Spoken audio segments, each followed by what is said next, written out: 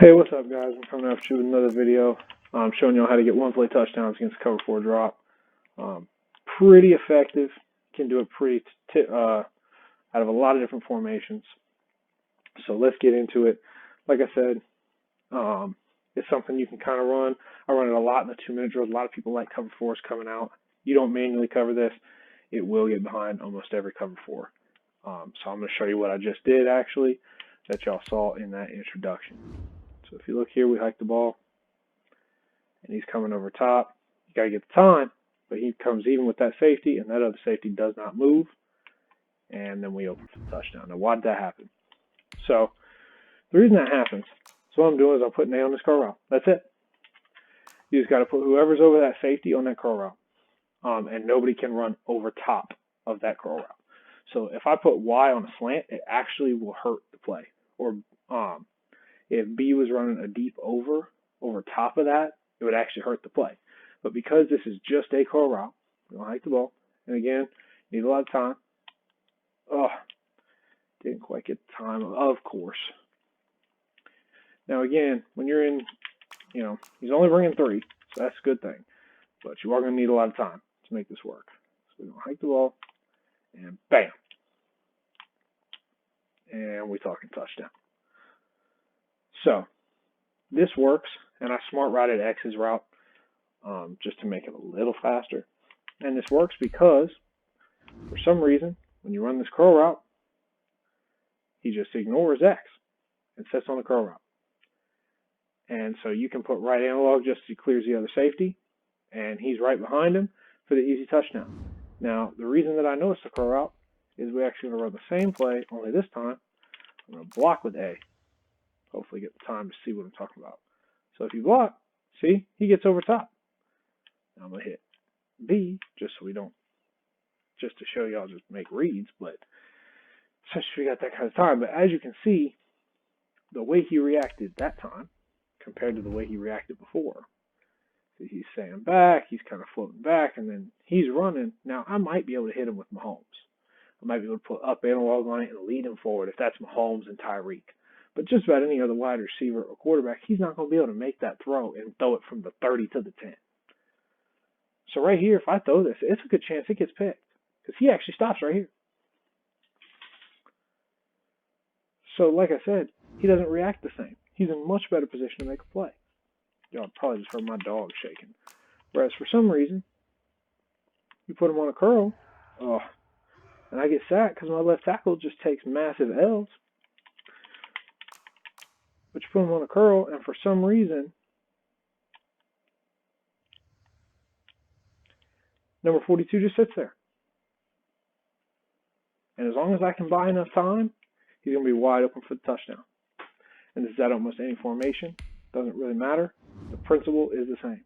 And I'm about to run out of another play just to show it to you. And I ran that a little fast. But as you can see, he curls, and he just sits. And we just make the throw over top for the touch. And you can do stuff with the other 2 wideouts. They just cannot go over top of that curl route. So let's come out with, I'm trying to think of another formation I can think of right off rip. You know what? Let's go a bunch tight end. We're going to go PA boot over. And we're going to come out with this dollar. Put for drop. We're going to put him on a curl. We're going to put Y on the out. And slide to the right. And, wasn't even looking.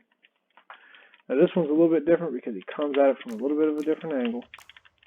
So it's not as clean. Yo, I swear to God, I never get sacked like this. And then all of a sudden I turn on the video and it's like my offensive line just cannot get wins. They just can't help it. But 10 actually is getting over the top because he's sitting on that. But I'll show you a different one because this is just, I don't know why my offensive line is just taking such massive L's here, but they really are. It's pretty freaking pathetic. Another thing you can do actually is, I'm not going to run weak flood because I just ran that. Let's just run normal flood here. So I'm actually going to see if I can get a little more time for y'all. So what I'm going to do is I'm going to move him. Oh, jeez. So move him over.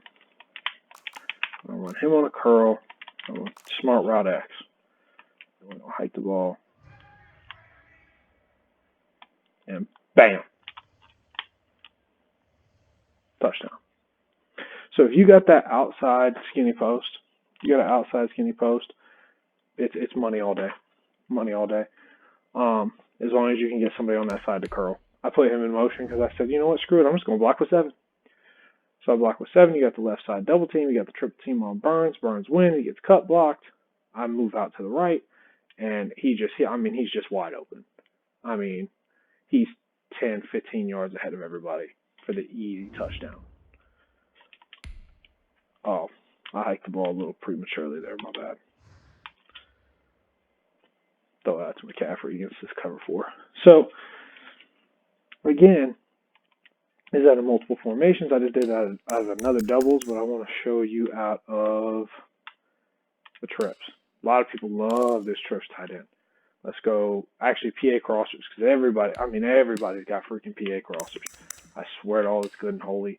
I see trips one more time, I'm going to scream. Same concept. Just take B, run them on a drag, take Y, run them on the out, block it with RB, put X on the smart route to make it a little quicker, hopefully. And bam. Touchdown.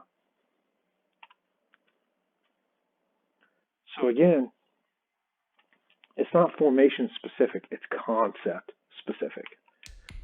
What sucks is you're taking one of your routes away. So as you can see, that curl route is not useless because it sits in the middle of the field. So I wouldn't call it useless, but it's not particularly helpful. Now, what sucks about it is I can't have anybody run over top of it in that area. So it's got to be the only route in the area for this to work. So let's actually run the play again. One of the effective ways here, and I'm actually going to show this because it's going to prove my point. As you can see, I actually went forward. It affects him differently. Now in this particular play, it actually helps you a little bit, I think, possibly. Let me check again. So we hike the ball, and see he's in such a better position to make a play on it. I mean, Robinson tries his best to make a play. This is actually a good point of what I'm talking about. So a smart route X, and Moore is running this route, which we all know is really good against man coverage. Okay, and it can be really good on some of these clear outs because I can kind of hit B hopefully in this little area, in this little edge here sometimes. Because he runs over, that safety is right in position to make this play on this ball. So because he runs over top of him, that's all it takes. Now, what's nice is, although that's the case, you're on the trip side here. So one of the things that I can do is run kind of a reverse flood concept. You know, I can hike the ball, and I've got a nice little reverse flood here that I can kind of work with. Basically, anything that I do, I have to do to the left side of the field. I have to attack that side. So I can drag and go over like this. But he's going to run right into that curl. So I'm only going to have a certain amount of time I can kind of work with. So right here, we move to the right, and I can throw it to X for the touch. But if he's not in the cover 4, I mean, this isn't going to be supremely effective. So you kind of want to develop out of whatever formation you run this out of. And like I said, you can do it under center as well. The key is just to have that particular route. As long as you have that particular route, this is actually a formation that it works pretty well out of. And I want to show you all this. It's I form close. I know a lot of people run this as PA post dig shot. A lot of people run out of this formation but don't run this particular cover 4 Peter, which I think is kind of funny. So I'm going to send A on this. It actually works better if you have a Kelsey or somebody that has that route combo where you can send them on an over route, like on a crossing route like X. Hike the ball here. We're going to go back. Oh, but as you can see, B gets open. So what you can do is put him on this curl, and I'm actually going to block with A, just get me enough time. Man, sometimes I wonder, sometimes 3 guys beating 8, don't smart route this route. But if you got a fast enough wideout, you can kind of thread that needle from time to time. But the reason that I like being able to run the over route, if I can get the moment here, and the reason you actually, if you don't get up out my way, I swear, y'all, it never happens when I'm running it by myself. And everybody gets all up in my way. What you want to do is, this is more of a timing thing. So we're going to hike the ball, and he crosses here. So you can actually kind of thread that needle if he's fast enough. That's a dangerous throw. And against somebody with a good user, they can make the play. But if you have an over route running with it, it's actually a lot better. So if A can actually run that over route, you're in a much better position. But I wanted to show you all that play. It can work pretty effectively if you have the right tight end to make it happen. But other than that, I mean, it can work out of single backs. Right here, you got Z post Y out. Again, side doesn't matter. What matters